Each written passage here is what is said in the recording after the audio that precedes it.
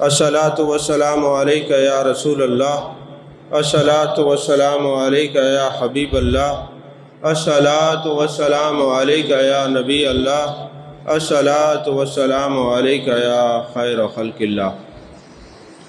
तमाम तारीफ़ें अल्लाह तबारक व तआला के लिए हैं, जो खालिक़ कायनात भी है, मालिक शशजहात भी, जो अहद भी है, समद भी है, जिसकी शान लम यलिद भी है वलम यूलद भी।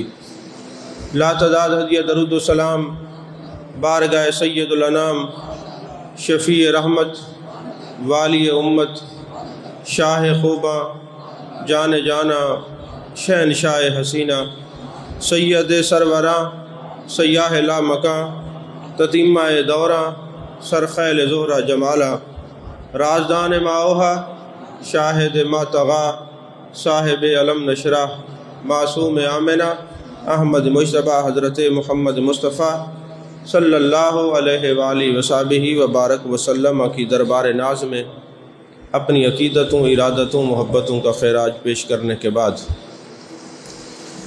अज़ीज़ान मोहतरम, सबसे पहले तो अल्लाह तबारक व तआला का लातदाद शुक्र है कि हमें ज़िंदगी में एक बार फिर रबीउल नूर, रबीउल अव्वल की बरकतों को समेटने का मौका नसीब फरमाया। अज़ीज़ान मोहतरम, अब सारा महीना प्रोग्राम भी होंगे, महफिल मिलाद भी होगी, दरूद व सलाम का सिलसिला भी जारी होगा, दलाइल भी होंगे, मसाइल भी होंगे, सवालात भी होंगे और इंशाअल्लाह जवाबात भी होंगे। अगर इंसान सिर्फ इतनी बात को समझ जाए कि जिन लोगों ने महबूब अलैहिस्सलातु वस्सलाम को ताइफ के बाज़ारों में पत्थर मारे थे तो महबूब ने दुआ दी थी, क्या अपना जिक्र करने वालों और मिलाद मनाने वालों से नाराज़ होगा? बात आप समझे नहीं या मैं आपको समझा नहीं सका। अच्छा, ताइफ के बाज़ारों में जिन्होंने पत्थर मारे, महबूब ने दुआएं दी, भला अपना जिक्र करने वालों और अपनी याद और मिलाद मनाने वालों से महबूब नाराज़ होंगे? अच्छा, फिर ऐसे अगली बात कि जब ताइफ के बाज़ारों में महबूब अलैहिस्सलातु वस्सलाम पर लोगों ने पत्थर बरसाए, अल्लाह तबारक व तआला ने फरिश्तों को भेजा। फरिश्ते बारगाह मुस्तफ़ी सल्लल्लाहु अलैहि वसल्लम में आते हैं और अर्ज़ करते हैं, या रसूल अल्लाह सल्लल्लाहु अलैहि वसल्लम, अगर आप हुक्म दें तो ये फरिश्ता आया है पहाड़ का, ये पहाड़ उठा के इनके ऊपर रख दे। मेरे आका अलैहिस्सलातु वस्सलाम रहमतल लिल आलमीन है। आपने फरमाया, ये नहीं तो इनकी औलाद नेक हो जाएगी, मुसलमान हो जाएगी। तो हदीस पाक तो इतनी है, लेकिन अगर आप इसकी गहराई और गिराई में जाएं तो एक बात हमें भी तसल्ली देती है कि जब महबूब के दुश्मनों को रब सजा देना चाहे तो महबूब से इरशाद फरमाते, महबूब अगर हुक्म दे तो इनका कचूमर निकाल दे। तो जब महबूब के दुश्मनों को अल्लाह सजा देना चाहे और महबूब से पूछे तो कलमा पढ़ने वाले और मिलाद मनाने वालों से अल्लाह नाराज होगा? तो महबूब से पूछेगा नहीं। महबूब, अमल तो जैसे थे मगर याद तो तेरी में रहते थे, दरूद व सलाम तो तुझ पे पढ़ते थे, जिक्र तो तेरा करते थे। तो महबूब क्या हुक्म है, आप क्या फरमाते हैं? जहन्नम में भेज दिया जाए। तो यार, जो महबूब दुश्मनों को जहन्नम में, दुश्मनों को सजा देने के लिए अपनी लब कुशाई नहीं फरमाता तो दोस्तों को कैसे जहन्नम में भेजेगा? ताबीर और रोया के अंदर एक बात लिखी हुई है कि अगर कोई बंदा सोए, किसी वक्त भी सोए, कोई महीने का ताय्युन नहीं, जो बात मैं समझाना चाह रहा हूं उस बात के नतीजे तक पहुंचिए। ख्वाब के अंदर कोई ये देखे कि रबीउल अव्वल शरीफ का चांद नजर आ गया है, अगर ख्वाब में देखे तो इब्न सिरीन रहमतुल्लाह अलैह और दूसरे बुजुर्ग फरमाते, जिसने ख्वाब में रबीउल अव्वल को देखा तो उसको मुबारक हो اگر بیمار تھا تو اس کو شفا مل گئی، قرض دار تھا قرض سے نجات ہو گئی، تنگ دست تھا تنگ دستی سے نجات ہو گئی، کسی مسئلے میں مبتلا تھا قید میں تھا تو چھوٹ جائے گا۔ تو یارو اگر کوئی ربیع الاول کے چاند کو خواب میں دیکھ لے تو برکات کا نزول ہوتا ہے، اور جاگتے ہوئے محبوب کا میلاد منا لے تو کتنی برکات اللہ تعالیٰ فرمائے گا۔ علامہ اسماعیل حقی رحمۃ اللہ علیہ تفسیر روح البیان میں فرماتے ہیں کہ جس جگہ پر میلاد النبی صلی اللہ علیہ وآلہ وسلم کی مجلس سجتی ہے، پورا سال اس جگہ پہ اللہ کی برکات کا نزول ہوتا رہتا ہے۔ شاہ عبد الحق محدث دہلوی علیہ رحمہ اور حضرت شاہ عبد العزیز محدث دہلوی علیہ رحمہ، یہ دونوں بزرگ فرماتے ہیں کہ اگر کوئی بندہ کسی مصیبت میں آزمائش میں مبتلا ہو جائے تو قضائے حاجات کے لیے اگر تریاق مجرب ہے تو محبوب علیہ السلام کا ذکر ہے اور آپ کا میلاد ہے۔ وہ شیخ عبد الحق محدث دہلوی علیہ رحمہ جو ریاض الجنہ میں بیٹھا کرتے اور اپنی داڑھی مبارک سے جھاڑو دیا کرتے تھے اور اپنی داڑھی کو چھپا کے رکھتے تھے کہ کسی بد مذہب کی نظر نہ پڑ جائے، وہ شاہ عبد الحق محدث دہلوی علیہ رحمہ جب محبوب علیہ السلام نے زیارت کروائی، اے عبد الحق محدث دہلوی رحمۃ اللہ علیہ آپ برے صغیر میں جائیں، دہلی کے اندر قیام کریں اور وہاں لوگوں کو میری حدیث کا درس دیں اور میرے حدیث کا علم دیں۔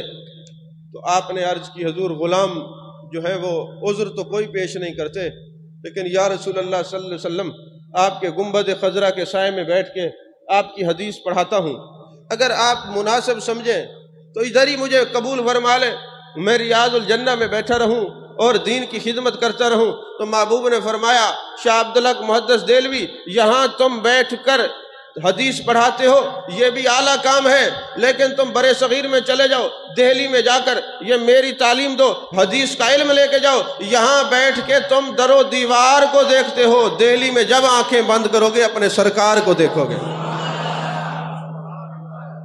وہ شاہ عبد الحق محدث دہلوی علیہ رحمہ فرماتے ہیں نمازیں پڑھتا ہوں، اللہ توفیق دیتا ہے، روزے بھی رکھتا ہوں، زکوٰۃ بھی دیتا ہوں، حج بھی ادا کیے ہیں، مدینہ شریف بھی رہا ہوں، لیکن میری بخشش کے لیے اور کوئی عمل مجھے نظر نہیں آتا کہ میرا رب مجھ سے راضی ہو جائے گا، مجھے بخش دے گا۔ ہاں ایک عمل ہے جس کے وسیلے سے بخشا جاؤں گا، وہ یہ ہے کہ جب 12 ربیع الاول یہ ربیع الاول کا چاند چڑھتا ہے میں میلاد بھی مناتا ہوں، کھڑے ہو کے درود و سلام بھی پڑھتا ہوں۔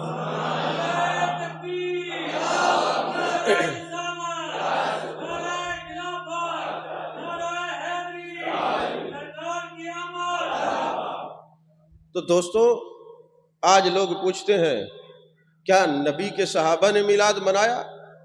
ہمیں تو کوئی حدیث نظر نہیں آتی۔ میں نے کہا کہ اگر کوئی کہہ دے اندھا نیلا پیلا رنگ نہیں ہوتا تو اس کو کہا جائے گا تیری آنکھوں کا آپریشن کرواتے ہیں، ہو سکتا ہے تیری بینائی لوٹ آئے۔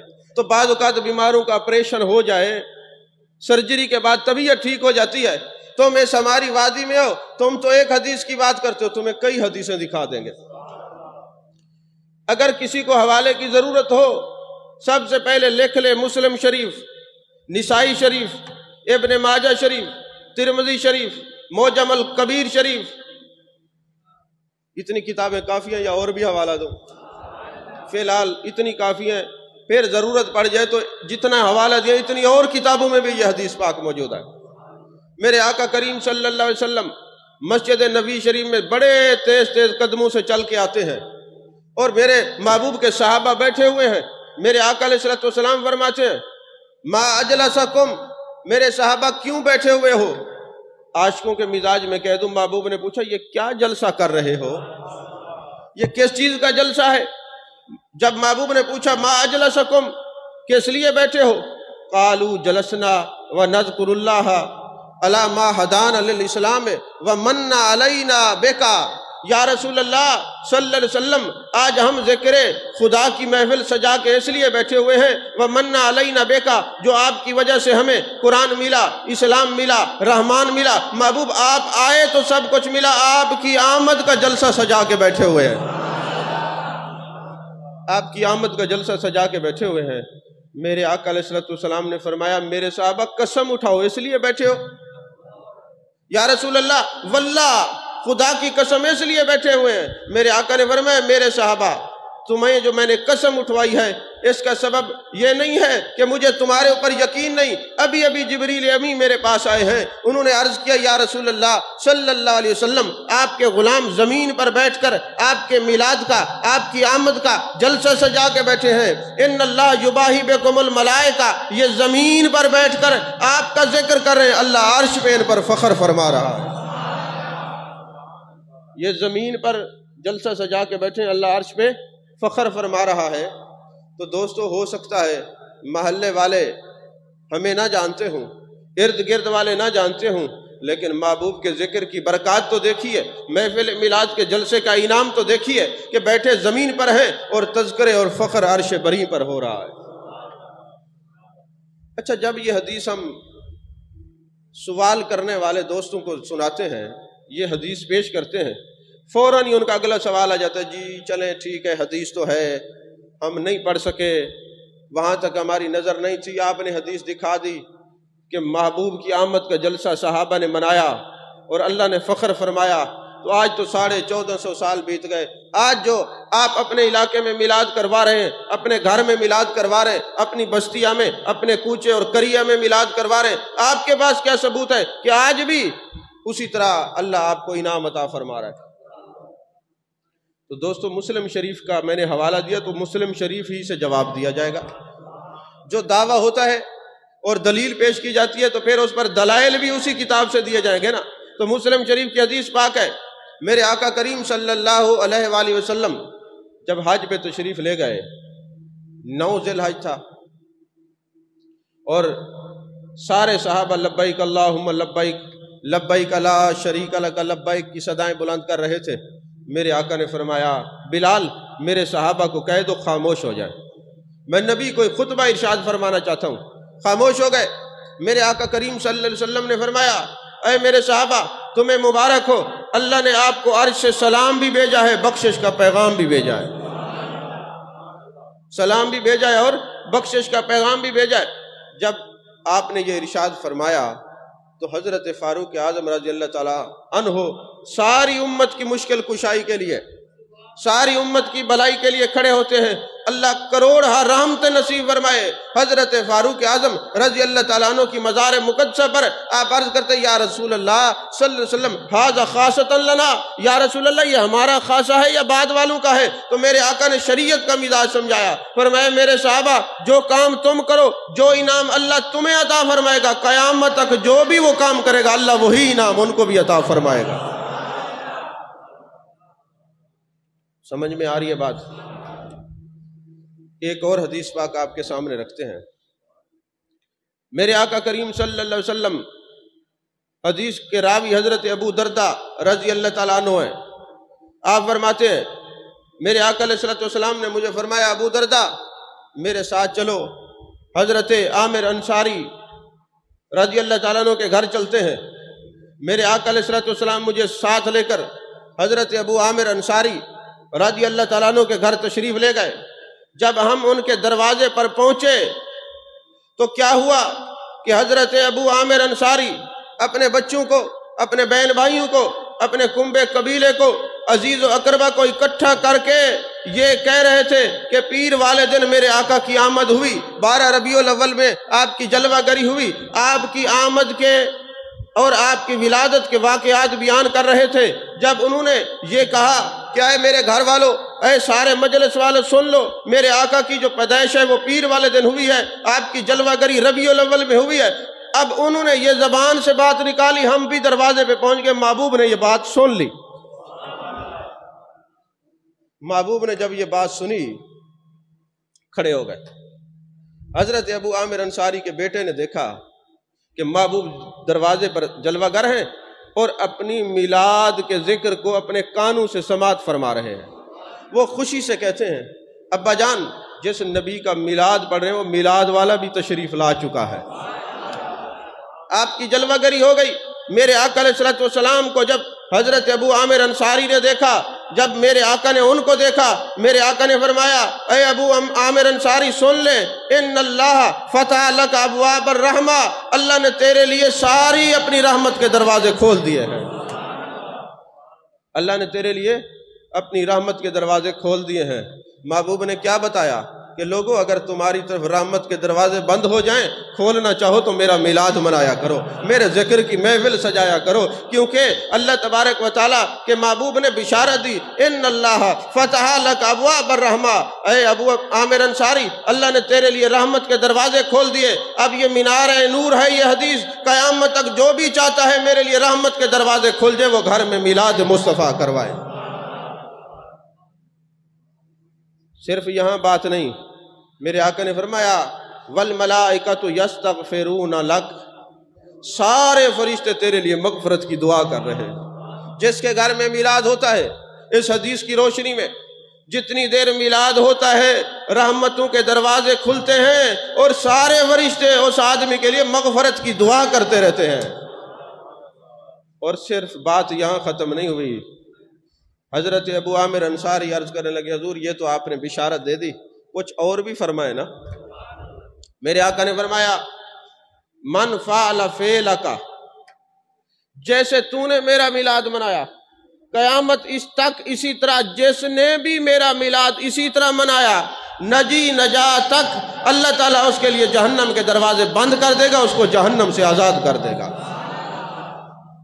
اب جب شیطان نے دیکھا کہ بھئی میلاد منانے سے رحمت کے دروازے کھلتے ہیں، میلاد منانے سے فرشتے مغفرت کی دعا کرتے ہیں، میلاد منانے سے جہنم سے آزادی ملتی ہے، تو اس نے پورا گروہ تیار کیا۔ اس نے کہا نہیں نہیں، میلاد نہ منایا کرو، کسی بیوہ کی شادی کروا دیا کرو، میلاد نہ منایا کرو، یہ جھنڈیاں نہ لگایا کرو۔ اور میں ایک بات بڑی پرانی مثال ایک دیا کرتا ہوں، دل پہ لکھ لیں۔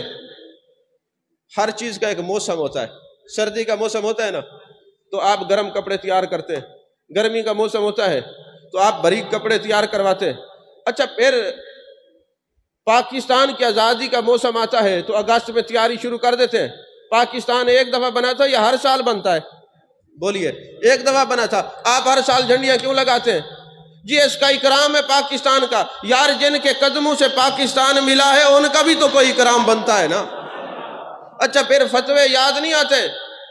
جب الیکشن کا موقع ہوتا ہے اس وقت فتوے یاد نہیں آتے، اس وقت جھنڈا لے کے نا اور ساتھ ڈنڈا لے کے ایم پی ایم این اے کے ساتھ، یہ میں سیاست والوں کی مخالفت نہیں کر رہا، میں عقیدہ سمجھا رہا ہوں، ہمیں نہ سیاست سے کوئی تعلق ہے نہ سیاست دانوں سے کوئی تعلق ہے، میں یہ عقیدہ سمجھا رہا ہوں، بات آپ کو سمجھا رہا ہوں۔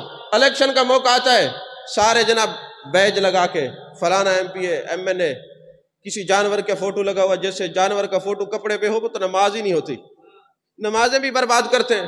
اور اول الیکشن کے موقع پہ یاد کس کو رہتا ہے نماز پڑھنا؟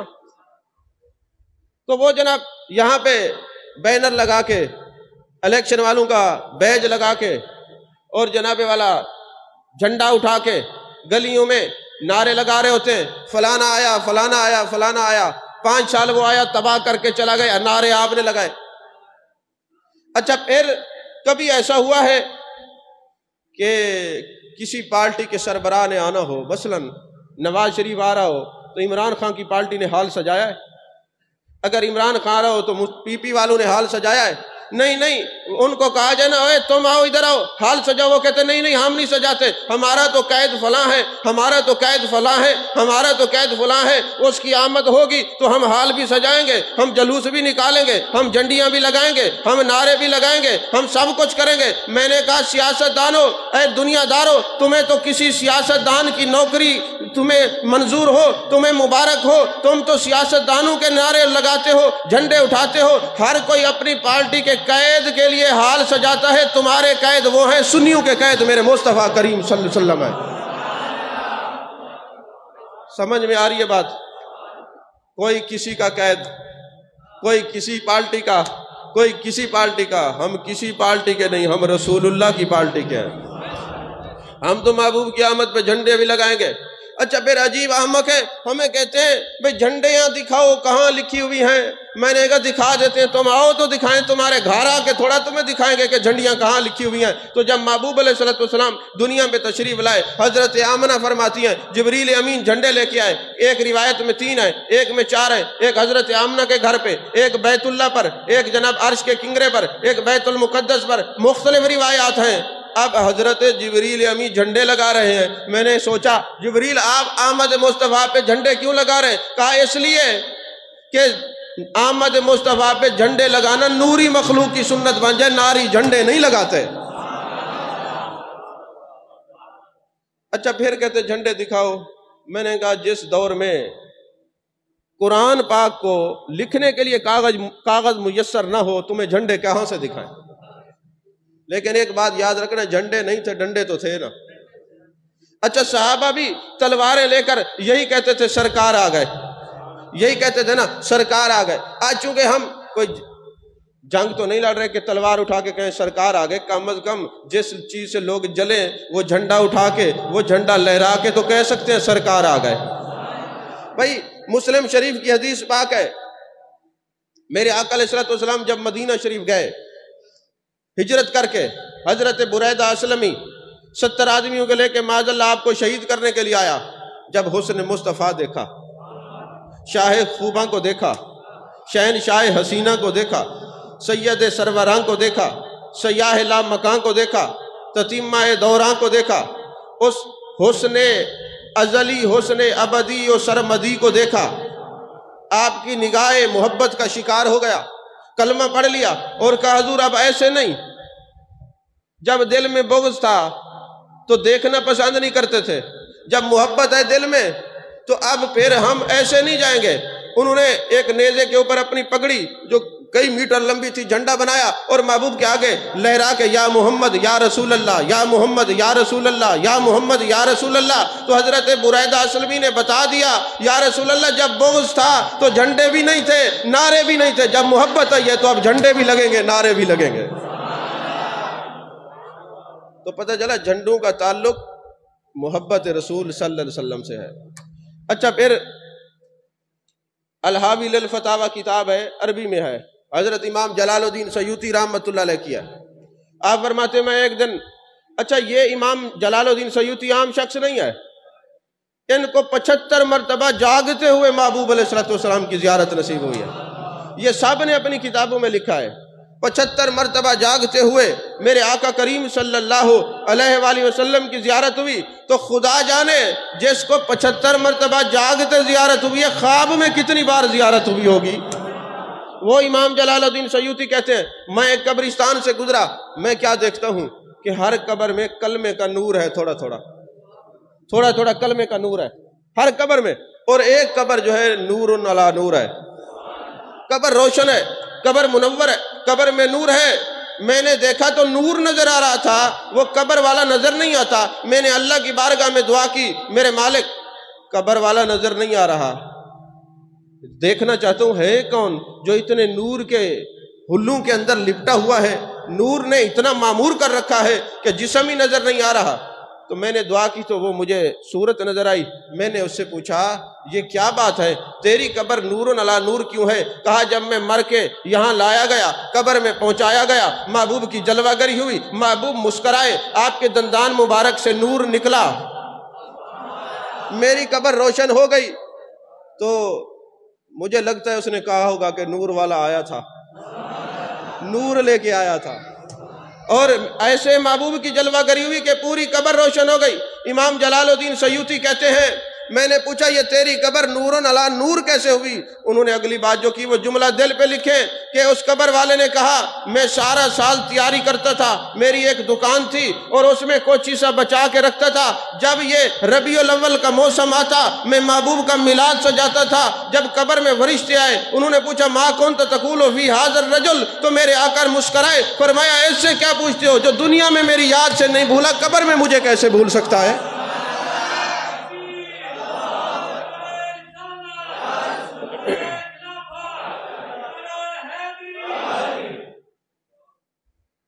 اچھا کوئی کہہ دے بھئی ہم حضرت امام جلال الدین سیوطی کے کشف کو نہیں مانتے، ہمیں بخاری سے دکھائیں، چلے بخاری بھی پڑھ لیتے ہیں اور ساری پڑھ لیتے ہیں. ہمیں بخاری پڑھنی آتی ہے الحمدللہ، بخاری آتی ہے اس کو جس کے سینے میں محبت مصطفیٰ ہو صلی اللہ علیہ وسلم. ابو لہب مسلمان تھا یا کافر تھا؟ کافر تھا، قطعی کافر تھا. یقین کریں اگر کوئی کافر مر جائے نا اس کو نیکی نہیں ملتی، سارا کچھ اس کا دنیا پہ ہوتا ہے، انعام جو کچھ ملنا تو مل جاتا ہے، آخرت میں اس کا حصہ نہیں. لیکن محدثین نے لکھا اگر کافر بھی نبی کے میلاد پہ خوش ہو جائے تو کافر کی نیکی بھی ضائع نہیں ہوتی یہ والی. تو جب میرے آقا علیہ السلام کی ولادت ہوئی، ابو لہب کی ایک لونڈی تھی جس کا نام تھا سویبہ، وہ دوڑتی ہوئی آئی، کہنے لگی ابو لہب تجھے مبارک ہو، تیرے بھائی عبداللہ کے گھر چاند سا بیٹا آیا ہے. یہ سن کے ابو لہب جو ہے اس انگلی سے اشارہ کرتے جا تو محبوب کی آمد کی خبر لائی ہے، نبی کی میلاد کی خبر لائی ہے، تو جا میں نے تجھے آزاد کیا. اب اس پر قطعی جہنمی ہے، تب یدا ابی لہب وتب، پوری آیت پوری سورت نازل ہوئی ہے. جب وہ دنیا سے چلا گیا، مر گیا، تو حضرت عباس رضی اللہ تعالیٰ عنہ نے خواب میں دیکھا کہ پوچھا ابو لہب سنا کیا ہوا؟ اس نے کہا جی جس انگلی سے میں نے اشارہ کیا تھا کہ جا میں محبوب کے میلاد کی وجہ سے تجھے آزاد کرتا ہوں، ایک میٹھا جو پانی نکلتا ہے میں اس کو چوستا ہوں، میرے عذاب میں تخفیف ہو جاتی ہے. یہ لکھنے والا امام بخاری ہے. اگر امام بخاری میلاد کا منکر ہوتا تو یہ حدیث لکھتا. امام بخاری نے یہ بتا دیا لوگوں اگر کوئی قطعی کافر بھی ہو نبی کی آمد پہ خوشی ہو جائے، اس خوشی کا فیض ضرور ملتا ہے. اب یہاں پہ دو اعتراض وارد ہوتے ہیں. ایک اعتراض یہ کرتے ہیں کہ جی دیکھو جی حضرت عباس نے خواب دیکھا، کیا کسی صحابی کا خواب شریعت بنتا ہے؟ میں نے کہا بالکل بنتا ہے، صحابی کا خواب شریعت بنتا ہے. آپ اٹھائیں کتب حدیث تو آپ کو پتہ چلے گا کہ جب میرے آقا علیہ السلام دین اسلام کی تبلیغ کر رہے تھے، اب نماز کا حکم ہوا، نماز کو بلانے کا طریقہ کیا ہونا چاہیے؟ کسی نے کہا طبل بجایا جائے، کسی نے کہا آگ جلائی جائے، کسی نے کہا اعلان کرایا جائے.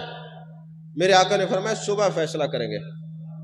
جب صبح ہوئی تو ایک صحابی آتا ہے، یا رسول اللہ صلی اللہ علیہ وسلم میں نے رات خواب دیکھا حضرت بلال کانوں میں انگلیاں دیکھی، اللہ اکبر اللہ اکبر، یہ اذان دے رہے ہیں. دوسرے صحابی آئے، پھر کتب حدیث میں ہے کہ حضرت فاروق اعظم نے اپنی تیبند کو پکڑا ہوا تھا اور دوڑتے ہوئے حضور میں نے بھی یہ خواب دیکھا ہے. تو میرے آقا نے اپنے صحابہ کے خواب پہ شریعت بنا دی. جو یہ کہتا ہے صحابی کے خواب سے شریعت نہیں بنتی وہ اذان دینا چھوڑ دے، کیونکہ اذان بھی صحابہ کا خواب ہے تو یہ شریعت بنی ہے. دوسرا اعتراض یہ کرتے ہیں آج چونکہ استقبال ربیع الاول میں آپ کا ذوق بنا رہا ہوں تاکہ آپ لوگ محبوب کا میلاد منائیں اور رحمتوں کے دروازے کھلیں. تو میرے آقا علیہ السلام کی آمد کا جو خوش ہو جائے نا، خوشی کا بھی فیض ملتا ہے، اور کچھ بھی نہ کرے خوش ہو جائے، صرف خوش ہو جائے فیض ملتا ہے. اچھا دوسرا اعتراض یہ کرتے ہیں کہ ابو لہب کافر تھا، کیا کافر کی کوئی بات سچ ہوتی ہے؟ ہو سکتا ہے جھوٹ بولا. میں نے کہا ابو لہب کافر تھا لیکن شیطان سے بڑا کافر تو نہیں تھا، شیطان تو بڑا کافر تھا. تو جب حضرت ابو ہریرہ رضی اللہ تعالیٰ عنہ بیت المال کے غلے کے اوپر چوکیداری فرما رہے تھے، شیطان آتا ہے ایک دن، دوسرے دن، تیسرے دن، حدیث آپ نے سنی، اور چوتھے دن میرے آقا علیہ السلام کے پاس حضرت ابو ہریرہ اس کو پکڑ کے لے کے جانے لگے. اس نے کہا نہ جب میں آپ کو ایک کام کی بات بتاتا ہوں. آپ فرمانے لگے بتاؤ. کہتے جی آیت الکرسی جس گھر میں پڑھی جائے وہاں پہ شیطان نہیں آتا. اگلی صبح حضرت ابو ہریرہ جب میرے محبوب کے سامنے گئے، میرے آقا علیہ السلام فرماتے ہیں تھا تو شیطان مگر بات سچی کر گیا. آپ کو بات نہیں سمجھ آئی؟ ہاں جی وہ کہ جی کافر ہے پتہ نہیں جھوٹ بولا. نہیں، کبھی قرآن کی بات ہو اور عظمت مصطفیٰ کی بات ہو اور لوگوں کا سامان بچانے کی بات ہو یا لوگوں کا ایمان بچانے کی بات ہو تو اس کے منہ سے سچ نکل سکتا ہے. تو دوستو ہوتا کیا ہے جب محفل میلاد ہوتی ہے، درود و سلام ہوتا ہے، محبوب کا ذکر کیا جاتا ہے.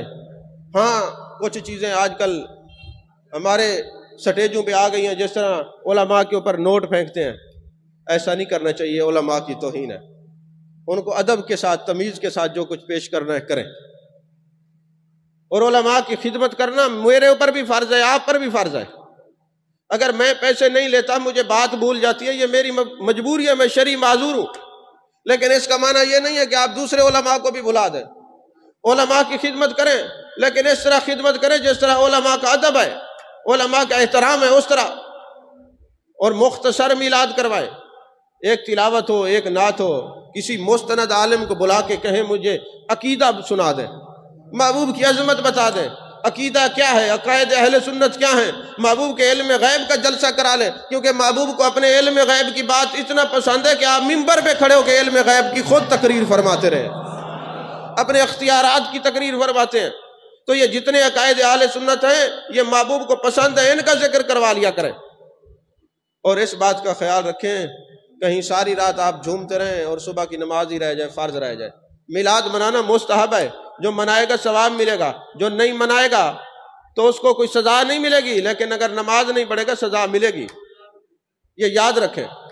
میلاد بنائیں، بلکہ ہو سکتا ہے جب لوگ نبی کے ذکر سے جلیں تو امت پر واجب ہو جاتا ہے وہ کام کرے جس سے لوگ جلتے ہیں، نبی کی عظمت کے لیے جلتے ہیں. میں ایک حوالہ آپ کو دوں، تفسیر ملا جیون کے اندر ایک بحث ہے بڑی خوبصورت، اس میں یہ لکھا ہوا ہے کہ اللہ تعالیٰ نے قرآن پاک میں سجود اور رکوع کا حکم دیا ہے.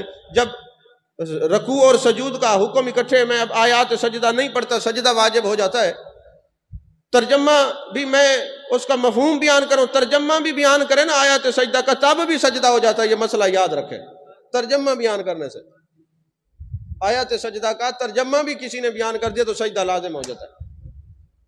تو مفہوم بیان کرتا ہوں. اب وہاں پہ ملا جیون رحمت اللہ علیہ نے بحث کیا ہے کہ جب اللہ تعالیٰ نے رکوع اور سجود کا اکٹھے حکم دیا ہے تو پھر رکوع ایک کیوں ہے اور سجدے دو کیوں ہیں؟ تو کہنے لگے بات دراصل یہ ہے، رکوع پر ہم بحث نہیں کریں گے، رکوع تو ایک ہے کیونکہ حکم ہے نا، لیکن سجدے دو ہیں. تو اب دیکھنا یہ ہوگا کہ دو سجدے کیوں ہیں. تو انہوں نے لکھا سجدے دو اس لیے ہیں، ایک تو حکم ہوا تھا کہ آدم علیہ السلام کو سجدہ کرو، ایک تھا سجدہ تعظیمی حکم کا. تو اللہ نے فرمایا جو تم نے میرا حکم مانا تو میں اپنے بندوں امت مصطفیٰ بالخصوص اس پر دو سجدے لازم کر رہا ہوں. ایک تو سجدہ ہے میرے حکم کا، اور ایک شخصیت یہ تھی اس نے کہا میں سجدہ نہیں کرتا. اور جب فرشتوں نے دیکھا کہ اس نے سجدہ نہیں کیا، راندہ درگاہ ہو گیا. تو ملا جیون علیہ رحمہ فرماتے فرشتوں نے اس کو جلانے کے لیے دوسرا سجدہ کیا. نہیں سمجھ آئی بات؟ اس کو جلانے کے لیے دوسرا سجدہ کیا. اس لیے دوسرا سجدہ کیا جلانے کے لیے کہ یہ جو ہے اس نے نبی کی عظمت کو نہیں مانا اور نبی کی عظمت کو یہ بھولا ہے، اس نے نبی کی عظمت کا انکار کیا ہے، لہٰذا اب اس کو جلانے کا سجدہ کیا جائے. تو اللہ تبارک و تعالیٰ نے فرمایا جو میرا حکم کا سجدہ کرے گا وہ بھی عبادت، اور جو نبی کی تعظیم نہیں کرے گا اور اس کو جلانے کے لیے کوئی کام کیا جائے گا میں وہ بھی عبادت بنا دوں گا. سمجھ میں آ رہی ہے بات؟ وہ کہتے ہیں نا جی یہ درود و سلام نہ پڑھا کریں، لوگ جلتے ہیں. ہم نے کہا ہم دوسرا سجدہ بھی پھر چھوڑ دیں کہ کوئی جلتا ہے. نہیں سمجھ آئی بات کو؟ سمجھے نا. تو اسی طرح جو درود و سلام پڑھتے ہیں کوئی لاکھ جلے. میں آپ کو مثنوی شریف کی ایک بات بتاتا ہوں، وقت بھی ختم ہو جاتا ہے، ابھی تمہید باندھ رہے تھے. اب میں اشارہ دوں گا، آپ سمجھ گئے، بڑے عقل و خرد کے مالک ہیں آپ، بڑے پڑھے لکھے ہیں، اور بھی کچھ نہ تو مفتی ضرور ہیں کہ کسی اور بات کا علم نہ بھی ہو تو دین کا مسئلہ پوچھ لو. بے شک آپ کو پتہ نہ، کوشش آپ لوگ ضرور کرتے ہیں کہ اپنا ایمان بھی چٹ کریں اور اگلے کا بھی. اور کتنی دفعہ ہم بتا چکے، من افتى بغیر علم لعنت ملائکۃ السماء والارض او کما قال علیہ السلام. جو مستند عالم نہ ہو اور جس کو ناسخ منسوخ کا علم نہ آتا ہو، جو دینی علم نہ رکھتا ہو، وہ جتنی دیر دین پر بحث کرے گا زمین آسمان کے فرشتے اس پہ لعنت بھیجتے رہیں گے. اور کہا کیا اس وجہ سے لعنت بھیجیں گے؟ اس نے مسئلہ غلط بتایا. کہا نہیں، اس نے مسئلہ صحیح بھی بتایا. تب بھی کیوں کہ اس کا یہ شعبہ ہی نہیں ہے. اگر کوئی ڈاکٹر نہ ہو، کسی کو دوائی دے دے جان چلی جائے تو اس کی دیت ہے کہ تیرا شعبہ ہی نہیں تھا، تو نے دوائی کیوں دیا. تو اگر کوئی مستند عالم نہ ہو اور اس کے مسئلے سے کسی کا ایمان چلا جائے، اس لیے اللہ کے نبی نے فرمایا کہ جو مستند عالم نہ ہو اور دین پر بحث کرے، فتوے دے، اس پر زمین آسمان کے فرشتے لعنت بھیجتے ہیں. اسی لیے لعنت سے بچا کریں. ہاں پوچھنے کی نیت سے اپنے علماء سے سوال کریں، بحث کی نیت نہ ہو، بدتمیزی نہ ہو، مناظرہ نہ ہو. سیکھنے کے لیے جائیں، پوچھیں اور پوچھا کریں. میں آپ کو مشورہ دوں گا، پوچھا کریں. وہ سارے جہاں ہم جاتے پوچھتے ہیں، آپ نہیں پوچھتے. یہ بھی ایک المیہ ہے، آپ پوچھیں، اگر آپ پوچھنا شروع کر دیں گے تو کوئی بد مذہب پیدا ہی نہیں ہوگا، وہیں کھڑے کھڑے مر جائے گا۔ یہ آپ کے نہ پوچھنے کی وجہ سے وہ پیدا ہو رہا ہے۔ آپ پوچھیں مگر بحث کی نیت سے نہیں، مفتی بننے کی نیت سے نہیں۔ تو مثنوی شریف کے اندر ایک بات لکھی ہوئی ہے، میرے آقا کریم صلی اللہ علیہ وسلم ایک جنگ سے واپس آ رہے تھے۔ جب آپ جنگ سے واپس آئے نا تو راستے میں صحابہ نے عرض کی، یا رسول اللہ صلی اللہ علیہ وسلم، کھانے کے لیے نا روٹیاں تو موجود ہیں، سالن نہیں ہے۔ جب انہوں نے یہ بات کی نا تو اتنے میں شہد کی 2 مکھیاں آئیں اور محبوب علیہ السلام کے چہرہ منور کے سامنے بھن بھنانے لگ گئیں۔ اب میرے آقا علیہ السلام نے مکھی کی بات سنی اور فرمایا، اے علی جاؤ ان کے ساتھ، مکھی کے ساتھ شہد لے کے آؤ۔ حضرت علی گئے، وہاں ایک وادی کے اندر شہد لگا ہوا تھا، وہ لے کے آ گئے۔ پھر تھوڑی دیر کے بعد پھر مکھیاں آ کے بھن بھنانے لگ گئیں۔ صحابہ نے عرض کی، یا رسول اللہ صلی اللہ علیہ وسلم، مسئلہ کیا ہے؟ پہلے مکھیاں آئی تھیں، بھن بھنا کے چلی گئیں، آپ نے شہد منگا لیا، پھر آئی ہیں۔ میرے آقا علیہ السلام نے فرمایا، جب تم نے کہا کھانے کے لیے سالن نہیں ہے تو یہ مکھیاں آئیں۔ یا رسول اللہ صلی اللہ علیہ وسلم، ہم بھی تو آپ کی امت ہی ہیں نا، ہم نے یہاں پہ شہد لگایا ہوا ہے، تو اپنے کسی غلام کو بھیجیں، وہ شہد لے آئے اور آپ استعمال فرما لیں۔ اب شہد آ گیا، یہ مکھیاں دوبارہ آئی ہیں۔ میں نے پوچھا، یہ بتاؤ، جب تم جاتی ہو پھولوں پر، کوئی پھل کھٹا ہوتا ہے، کوئی ترش ہوتا ہے، کسی کا ذائقہ پھیکا ہوتا ہے، لیکن جب ہم شہد لیتے ہیں تم سے، یہ ماکھی وصول کرتے ہیں تو یہ میٹھی ہوتی ہے، وجہ کیا ہے؟ تو مکھیوں نے جواب دیا، یا رسول اللہ صلی اللہ علیہ وسلم، ہماری ایک ملکہ مکھی ہے جو اس چھتے کے اندر بیٹھی رہتی ہے اور ہمیں کہتی ہے جاؤ شہد لے کے آؤ۔ ہم جب شہد لے کے آتے ہیں اور راستے میں آپ پر درود و سلام پڑھتے آتے ہیں، اللہ نے حکم دیا ہے میری ذات پہ، میرے محبوب کی ذات پہ درود بھیجو، ہم جو درود پڑھتے ہیں نا وہ ہماری کھٹاس مٹھاس میں بدل جاتی ہے۔ مولانا روم نے کہا، امتیو تمہیں مبارک ہو، جس طرح شہد کی مکھی کھٹاس کے اوپر درود پڑھے تو مٹھاس بن جاتی ہے، تم گناہگار ہو کے درود پڑھو گے، تمہارے گناہ نیکیوں میں بدل دیے جائیں گے۔ اس سے اگلی اور بات جو سننے کی ہے، اس کو حیات الحیوان میں علامہ دمیری علیہ الرحمہ نے نقل کیا ہے۔ شہد کی جو مکھی ہے نا وہ ملکہ، جب یہ مکھیاں آتی ہیں نا واپس شہد لے کے، تو وہ چھتے کے دروازے پہ بیٹھی رہتی ہے اور ہر مکھی کا منہ سونگھتی ہے۔ اگر اس کے منہ سے درود و سلام کی خوشبو آئے تو اس کو گھر میں آنے دیتی ہے، اور اگر درود و سلام اس نے نہ پڑھا ہو، درود کی منکر ہو، تو پھر اس کو سر اس کا قلم کر دیتی ہے۔ آپ کبھی تجزیہ کریں، آپ غور کریں، جہاں شہد کی مکھی کا چھتا لگا ہوا تو نیچے دیکھیں گے نا تو سر اور دھڑ علیحدہ مکھیاں آپ کو کافی ساری پڑی ہوں گی، ملیں گی آپ کو، تو آپ کو پتہ لگ جائے یہ درود و سلام کی منکر ہیں۔ نہیں سمجھ آئی بات؟ آپ بات نہیں سمجھے میں نے کیا کہا ہے؟ اچھا، وہ جو مکھیوں کی سردار ہے ملکہ، کتب کے اندر یہ لکھا ہوا ہے کہ جب وہ بیٹھی ہوتی ہے نا تو مکھیاں اس کو پوشت نہیں کرتی، اس سے سائیڈ پہ ہو کے جاتی ہیں، اس کو پوشت نہ ہو۔ کیوں؟ کہ یہ ہمیں درود و سلام پڑھاتی ہے۔ بات کو سمجھے؟ اچھا، وہ ایک مکھی ہے جنس کی، وہ اتنی سمجھدار نکلی کہ وہ اپنے گھر میں اس مکھی کو آنے نہیں دیتی جو درود کی منکر ہو۔ آپ بات کو نہیں سمجھے، وہ مکھی ہو کے اس کو آنے نہیں دیتی، اور تمہارے چاچے مامے رشتہ دار عزیز و اقربا درود و سلام کے منکر ہوں تو قیامت والے دن وہ مکھی تمہیں شرمندہ ضرور کرے گی۔ آپ بات کو پچا گئے یا تو سمجھ نہیں آئی میں نے کیا کہا ہے؟